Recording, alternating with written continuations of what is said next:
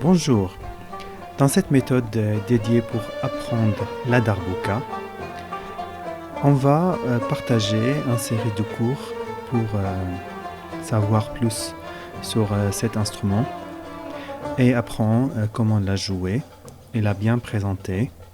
Cette méthode, il va présenter aussi une méthode de solfège rythmique dédiée pour la darbuka. C'est ce que va encore plus enrichir vos capacités à jouer, à noter les rythmes, à les sauvegarder et être capable de jouer n'importe quel rythme pour plus tard. On va prendre vraiment le temps pour apprendre la darbuka car elle nécessite de l'entraînement, de patience et toujours jouer et travailler nos frappes.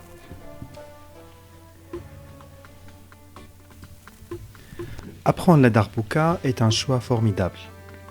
La darbuka est un instrument magnifique. Elle est très riche en sonorité. Les techniques de frappe et d'ornementation sont tellement développées pour cet instrument. Nos frappes sur la darbuka vont évoluer avec le temps. Même les frappes les plus basiques, elles vont devenir plus raffinées et plus personnelles. Il ne faut jamais négliger ces frappes qu'on va débuter avec, parce qu'avec le temps, ils vont évoluer aussi. Les soigner bien, ça veut dire 80% de la musique, il va dépendre de ces frappes et soigner cette musique plus tard. Concernant tout ce qui est ornementation et qui va s'ajouter, des fois les techniques sont compliquées et difficiles, mais on va les simplifier.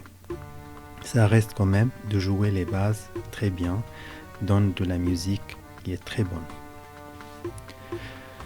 Alors, pour apprendre la darbuka, il est important d'avoir de la patience et toujours s'entraîner, s'écouter soi-même pour être satisfait de la sonorité produite et toujours être en enquête et à la recherche de la beauté sonore. La darbuka est un instrument difficile, contrairement à l'apparence. La première fois qu'on voit jouer un darbuka, on pense que c'est facile, on peut taper partout et faire du son. Par contre, la darbuka, elle est un instrument exigeant pour le temps d'apprentissage et surtout faire de la souplesse dans le mouvement des mains et les doigts. Du coup, ça nécessite du temps et il faut jamais sauter les étapes d'apprentissage et pour chaque étape, donner le temps nécessaire. Il y a certaines choses qui sont importantes à savoir qui concernent notre instrument. La darbuka est répandue sur un large espace géographique, allant du croissant fertile jusqu'au rivage atlantique du Maghreb. Et dans le passé, c'était aussi l'Espagne qui était l'Andalousie, parce que certains rythmes, ils viennent de l'Andalousie. Il est aussi installé dans certains pays de l'Europe orientale, comme en Grèce, et joué aussi en Turquie. La darbuka bénéficie de traditions musicales de cet immense espace géographique. Et en plus, il y a de l'histoire derrière, plus que 10 siècles d'histoire de la musique, où tous les rythmes ont évolué et s'est échangé entre cet large espace. Du coup, on peut tomber sur des rythmes d'origine égyptienne, des autres d'origine de la croissant fertile, du pays du Golfe, du Maghreb et autres. Notons que chaque rythme il présente une culture et des traditions. Il est souvent relié à certaines occasions sociales comme des fêtes ou de la musique spirituelle, comme la musique soufie. Du coup, les rythmes joués, ils présentent une culture des peuples qui vivaient leur tradition dans ces rythmes. Et ça, c'est très important de se rappeler de ça. Chaque pays, comme il existait dans le monde, on va l'appeler arabo-musulman, il avait ses cultures musicales et avec tout ce large pays, ils se sont mélangés.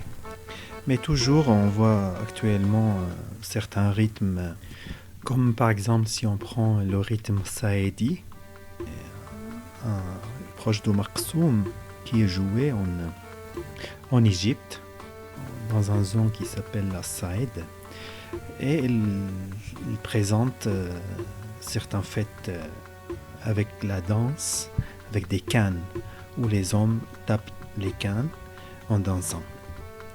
Les autres rythmes, on peut aller vers le Maroc, où c'est dans les mariages. Dans la musique soufie, on va voir une variété très importante, très développée des rythmes. Aussi dans la musique classique arabe, si on écoute Kulthum, Abdelhalim Hafez, il y a aussi une énorme utilisation des rythmes qui est magnifique, ce qui donne la charme et la beauté. On arrive à la fin de la première leçon pour apprendre la darbouka. J'espère que c'était bien pour vous et ça vous aide dans votre apprentissage.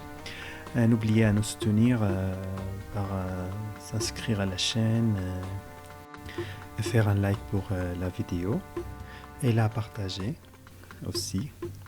Et merci et à bientôt dans la prochaine leçon. Au revoir.